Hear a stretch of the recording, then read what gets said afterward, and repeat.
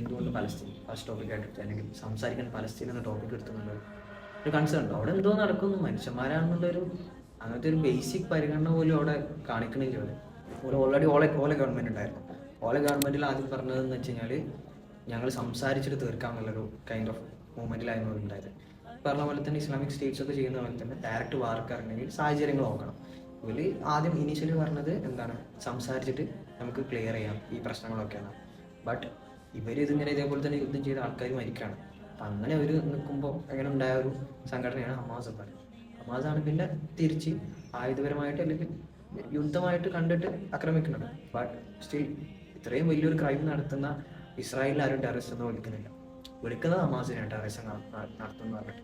But actually who is doing this? ഇസ്രായേലാണ് ശരിക്കും ചെയ്യുന്നത്. പക്ഷേ ആരും ഇസ്രായേൽ അങ്ങനെ വിളിക്കുന്നില്ല. അതാണ് അതിലൊരു ഫാക്ട്. നമ്മൾ യുദ്ധം എന്ന് പറയുന്നുണ്ടെങ്കിൽ അവിടെ നടക്കുന്നത് ശരിക്കും യുദ്ധമല്ല, ശരിക്കും അവിടെ ജനസൈഡാണ് നടക്കുന്നത്.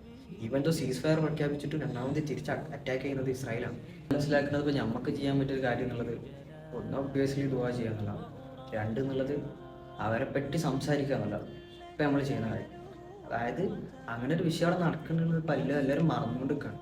അതിനെ റിമൈൻഡർ എന്ന രീതിയിൽ ഓർമ്മിപ്പിക്കുക, അവർക്ക് വേണ്ടി വോയിസ് ആവുക, to be the voice of the silent എന്നുള്ളൊരു മോട്ടീവാണ് നമ്മുടെ ഉദ്ദേശം.